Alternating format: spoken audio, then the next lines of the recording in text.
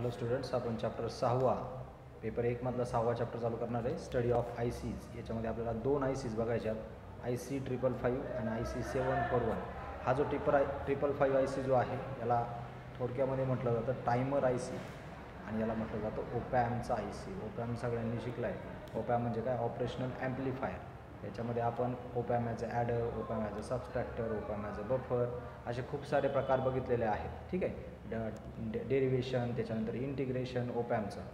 ठीक आहे. तर याच्यामध्ये आपण जो ओपॅमचा चॅप्टर आहे त्या चॅप्टरमध्ये ही ICची पिन डायग्रॅम वगैरे बघितलेली आहे. फक्त त्याचे जे काय अदर ॲप्लिकेशन्स आहेत ते या चॅप्टरमध्ये आपल्याला बघायचे आहे. आपण तिकडे लिनियर ॲप्लिकेशन बघितले, जसं की ॲडर, सबस्ट्रॅक्टर, त्याच्यानंतर बफर, इंटिग्रेशन, डेरिवेशन. तर हे लिनियर ॲप्लिकेशन्स होते.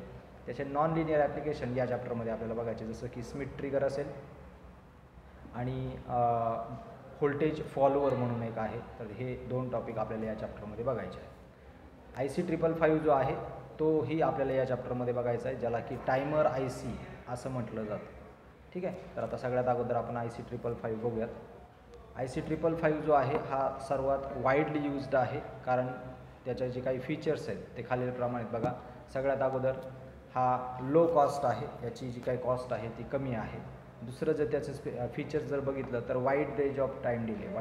Wide range of time delay म्हणजे काय?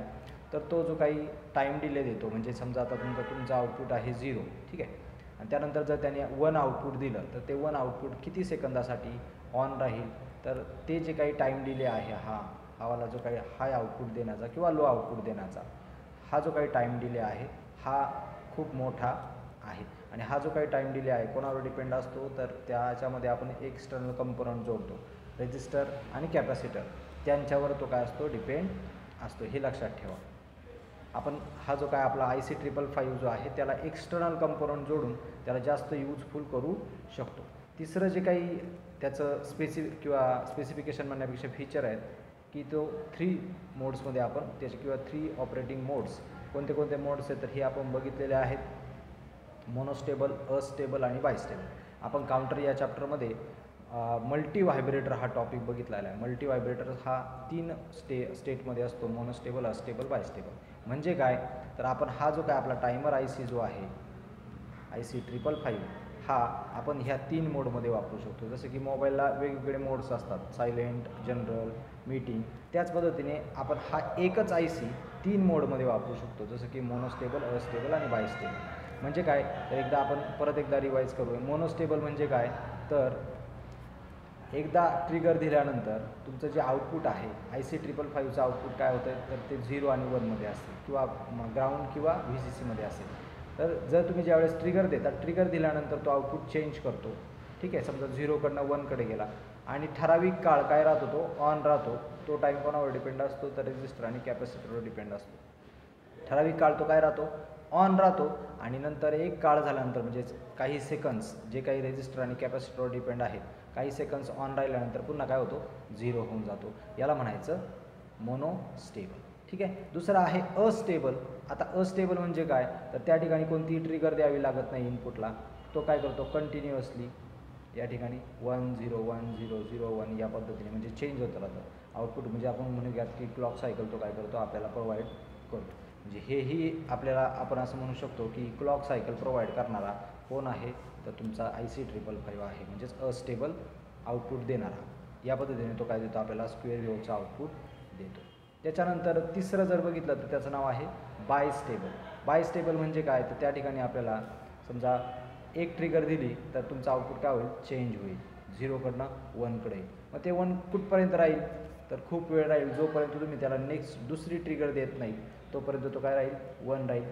त्याच्यानंतर तो काय होईल? 0 होईल. म्हणजे 0 to 1 आणि 1 to 0 साठी तुम्हाला काय करावं लागेल? प्रत्येक एका पोझिशन किंवा एक स्टेट चेंज करण्यासाठी तुम्हाला एक पर्टिक्युलर ट्रिगर द्यावी लागेल आणि त्याच वेळेस आउटपुट काय होईल? चेंज होईल. या कन्सेप्टला म्हटलं जातं बायस्टेबल मोड. आलं का लक्षात? तर असे 3 मोडमध्ये आपण हा जो काय आपला IC 555 आहे तो आपण वापरू शकतो. आता टायमर IC काय असते? तर फॉर एक्झाम्पल आपण असं म्हणूयात की हा तुमचा काय आहे? IC 555 आहे. ठीक आहे. त्याला तुम्ही काहीतरी इनपुट देणार आहेत, त्याला प्लस मायनस जोडलेलाच असणार आहे. ठीक आहे. आता आय सी आहे म्हटल्यावर त्याला प्लस मायनस कंटिन्युअसली कनेक्ट करतो.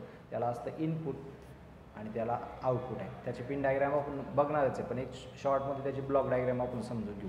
त्याला जर आउटपुट असेल, समजा इथे आपण LED जोडली असेल किंवा काहीतरी जोडलं असेल, कोणतं तरी एखादं इन्स्ट्रुमेंट जोडलं असेल, समजा आता आपण इथे LED जोडली, तर तुम्ही काहीतरी इनपुट दिल्यानंतर काहीतरी इनपुट दिलं म्हणजे काहीतरी ट्रिगर दिली, ठीक आहे. ट्रिगर दिल्याच्यानंतर काय झालं, तर या ठिकाणी तुमचा हा जो काही LED आहे, D1 D2 काही पण म्हणा, त्याला नाव द्या वाटलं असतं, किंवा रेड LED जो का असेल तो LED काय होईल, समजा आपण इथे कॅपॅसिटर आणि रेजिस्टर जोडणार आहे त्याच्या बाहेरून, तर या पद्धतीने जर कॅपॅसिटर आणि रेजिस्टरची जर व्हॅल्यू तुम्ही इन्क्रीज केली तर काय होईल, समजा 11 सेकंद काय होईल, तर तो LED ऑन राहील. म्हणजे काय झालं, काही टाईम तो काय झाला, LED ऑन राहिला.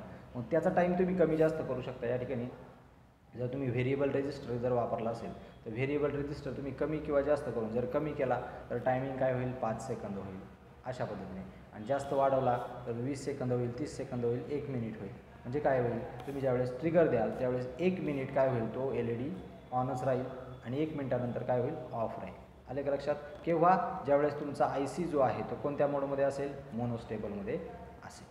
दुसरा जर आपण स्टेट बघितला अस्टेबलमध्ये काय करता तुम्ही, ट्रिगर वगैरे द्यायची गरज नाही, ठीक आहे. इनपुटही द्यायची गरज नाही. तुम्ही डायरेक्टली ऑन सप्लाय केला, प्लस मायनस दिलं ICला, की तो LED जो आहे तो काय होईल, ऑन ऑफ या पद्धतीने तो कंटिन्युअसली काय होत राहील, ऑन ऑफ होत राहील. म्हणजे आपण असं म्हणू का ब्लिंकिंग सर्किट किंवा ब्लँकिंग सर्किट, जसं की सर्किट लाईटीच्या माळा आपण म्हणतो ऑन ऑफ होतात, त्याच पद्धतीने इथे काय होईल, तुमचा हा ऑन आणि पुन्हा काय होईल, ऑफ ऑन ऑफ या पद्धतीने तुम्हाला काय होईल, LED ब्लिंक झालेला दिसेल.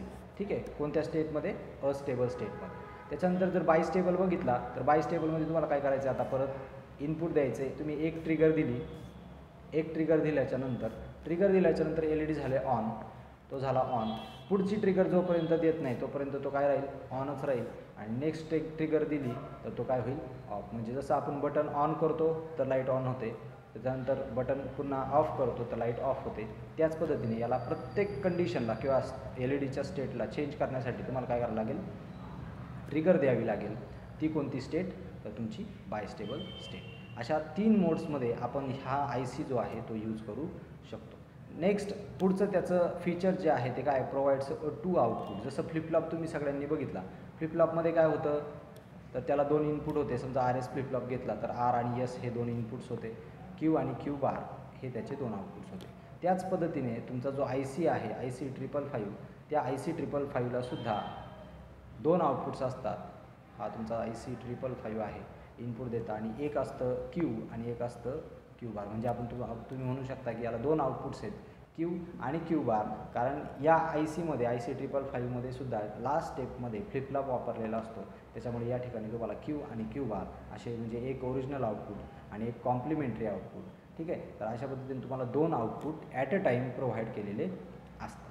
म्हणजे तुम्ही एकाच ॲप्लिकेशन जर यूज केलं, मागाचं ॲप्लिकेशन जर बघितलं तुम्ही या ठिकाणी, ते एक जर तुम्ही LED जर Qला जोडला तर दुसरा LED जर Q बारला जोडला तर काय होईल, समजा इथे तुमची ही रेड LED असेल, ठीक आहे, आणि इकडं ग्रीन LED असेल, तर काय होईल, एकदा रेड LED जर ऑन झाली तर त्यावेळेस तुमचा ग्रीन LED काय होईल, ऑफ होईल. आलं का लक्षात. आणि जर रेड LED ऑफ झाला तर तुमचा ग्रीन LED ऑन होईल. अशा पद्धतीने तुमचा ॲट अ टाईम, कारण Q जर 1 असेल तर Q बार हा नेहमी 0च असतो, कारण त्याचं ते कॉम्प्लिमेंट असतं. अशा पद्धतीने तुम्हाला ॲट अ टाईम 2 आउटपुट भेटतात. ठीक आहे. नेक्स्ट पुढचं फीचर्स काय सांगितलेलं आहे की time delay produced by IC 555 is more accurate independent with supply. म्हणजे काय, तर तुमचं जे समजा तुमचा IC जर 5 व्होल्टला तुम्ही जोडला, IC 555 जर 5 व्होल्टला जोडला आणि त्याने 11 सेकंद इतका टाईम डिले दिला, हा जो काही टाईम डिले आहे तो 11 सेकंद दिला. जर तुम्ही त्याला 12 व्होल्ट द्याल तरीसुद्धा तो जो काही टाईम डिले देणार आहे तो सुद्धा कितीचा असेल, 11 सेकंदच असेल. म्हणजे 5 व्होल्ट जोडा किंवा 12 व्होल्ट जोडा किंवा 24 व्होल्ट जोडा, तुमचं जे काही आउटपुट जे आहे, जो काही टाईम डिले जो आहे तो टाईम डिले कसा असणार आहे, ॲक्युरेट असणार आहे, तेवढाच असणार आहे. आले लक्षात. म्हणजे इंडिपेंडंट विथ पॉवर सप्लाय कोणताही जोडा. हे त्याचं 5वं फीचर्स. 6वं फीचर्स काय सांगतं आहे की आपण हा IC 555 ॲनालॉग सर्किटमध्ये पण वापरू शकतो आणि डिजिटल सर्किट्समध्ये सुद्धा वापरू शकतो. म्हणजे कम्पॅटेबल आहे तो ॲनालॉग सर्किटशी आणि डिजिटल बरोबर तो कम्पॅटेबल आहे, त्याच्यामुळे तुम्ही त्याला कुठेही यूज करू शकता. ॲनालॉग प्लस डिजिटल ॲप्लिकेशनसाठी त्याला यूज करू शकता. आणि शेवटचं आहे त्याची पिन डायग्रॅम, ही त्याची आहे पिन डायग्रॅम. आता ही जी काही पिन डायग्रॅम आहे, तर ह्या पिन डायग्रॅममध्ये तुम्हाला दिसतंय हा 8 पॅकेज किंवा 8 पिन्स असलेला IC आहे.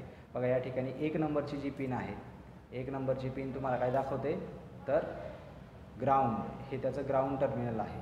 2 नंबरची पिन म्हणजे काय, ट्रिगर मागाशी मी शब्द वापरला, ट्रिगर दिल्याच्यानंतरच काहीतरी गोष्ट किंवा काहीतरी आउटपुट होणार आहे. ठीक आहे. त्याच्यानंतर 3 नंबर म्हणजे तुमचं काय आहे, आउटपुट आहे. 4 नंबर म्हणजे रिसेट आहे. रिसेट म्हणजे काय, ॲट अ पर्टिक्युलर स्टेटला तुम्हाला काय करायचं आहे, पूर्ण फ्लिप फ्लॉप रिसेट करायचं, त्याचं आउटपुट 0 ठेवायचं आहे, तर तुम्ही हे रिसेट वापरू शकता. आणि हा जो काही रिसेट आहे, रिसेट इनपुट जे आहे ते ॲक्टिव्ह लो आहे. रिसेटवर बार आहे बघा, रिसेटवर बार आहे म्हणजे काय, तुम्ही जर रिसेटला 0 किंवा 4 नंबर पिनला 0 द्याल तर ती पूर्ण IC काय होईल, रिसेट होऊन जाईल. जर त्या पिनला 1 ठेवला तुम्ही, जर तुम्हाला रिसेटच करायची नसेल ती IC, तर तुम्ही त्याला जर 1 दिला तर काय होणार आहे, IC तुमची रिसेट होणार नाही. मात्र 4 नंबर पिनला जर 0 भेटला तर तो काय होईल, रिसेट होईल. त्याच्यानंतर 5 नंबरची पिन बघा काय आहे, तर कंट्रोल व्होल्टेज म्हणजे काय, तर या ठिकाणी आपण काय करतोय, तर आतमध्ये जे काही आपण व्होल्टेज डिवायडर सर्किट जोडतोय किंवा कम्पॅरेटर जोडतोय ते आपण कंट्रोल व्होल्टेजला जोडत असतो. किंवा या ठिकाणी आपण एखादा कॅपॅसिटरही जोडत असतो. त्याच्यानंतर 6 नंबरची पिन आहे तुमची थ्रीशोल्ड काय आहे ते आपण नेक्स्ट लेक्चरमध्ये बघूया. त्याच्यानंतर डिस्चार्ज म्हणजे काय, या ठिकाणी जो एक कॅपॅसिटर वापरला जातो, आपण कॅपॅसिटर वापरतो टायमिंग सर्किटसाठी, तर तो कॅपॅसिटरला डिस्चार्ज करण्यासाठी एक डिस्चार्ज ट्रान्झिस्टर वापरलेला असतो. आणि तो डिस्चार्ज ट्रान्झिस्टर ह्या 7 नंबरच्या पिनला कनेक्ट असतो, जो काय करतो, या कॅपॅसिटरला डिस्चार्ज होण्याचा पाथ तयार करतो आणि म्हणून त्याला नाव दिलेले डिस्चार्ज. आणि शेवटचा 8वा टर्मिनल जो आहे त्याचं नाव आहे VCC म्हणजे काय, प्लस व्होल्टेज. बघा या ठिकाणी प्लस व्होल्टेज इथे आहे आणि ग्राउंड इथे. ट्रिगर आउटपुट समजलं तुम्हाला, ट्रिगर म्हणजे तुम्ही त्याला काहीतरी इनपुट देणार आणि मग आउटपुट येणार, ते येतं 3 नंबर पिनला. 4 नंबर पिन म्हणजे कोणत्याही कंडिशनला तुम्हाला जर फ्लिप फ्लॉप किंवा IC जर रिसेट करायचं असेल तर तुम्ही काय करणार, त्या रिसेट बार आहे या ठिकाणी, रिसेट बार इनपुट आहे. रिसेट बार म्हणजे काय, ॲक्टिव्ह लो इनपुट आहे, ते तुम्ही त्याला 0 दिल्याच्यानंतर ते आउटपुट वर्कमध्ये येणार. त्याच्यानंतर 5 नंबरचं पिन म्हणजे कंट्रोल व्होल्टेज आहे, त्या ठिकाणी तुम्ही काय करताय, व्होल्टेजला कंट्रोल करण्याचं काम करताय. ती जी काही पिन आहे ती कॅपॅसिटरला कनेक्ट असते. त्याच्यानंतर थ्रीशोल्ड आपण नेक्स्ट लेक्चरमध्ये बघणार आहे, कारण थ्रीशोल्ड ही कन्सेप्ट खूप मोठी आहे. त्याच्यानंतर डिस्चार्ज मी आताच सांगितलं, जो आपण एक्सटर्नल कॅपॅसिटर वापरणार आहे, बाहेरचा ICच्या बाहेर आपण कॅपॅसिटर बसवणार आहे, तो जो कॅपॅसिटर आहे त्याला डिस्चार्ज करण्यासाठी आपण एक ट्रान्झिस्टर वापरतो आणि तो डिस्चार्ज होण्याचा पाथ या 7 नंबर पिनमधून असतो, म्हणून त्याला नाव दिलेलं आहे डिस्चार्ज. आणि शेवटची पिन आहे प्लस VCC म्हणजे काय, हाय व्होल्टेज. समजलं आहे सगळ्यांना. तर या ठिकाणी आपण आजच्या लेक्चरमध्ये IC 555 बद्दल थोडक्यात इंट्रोडक्शन बघितलं आणि त्याचे काही फीचर्स बघितलेले आहेत. नेक्स्ट लेक्चरमध्ये आपण त्याची ब्लॉक डायग्राम म्हणजे त्या IC 555च्या आतमध्ये ICमध्ये नक्की काय काय असतं तर ते आपण बघणार आहोत. निधी लक्ष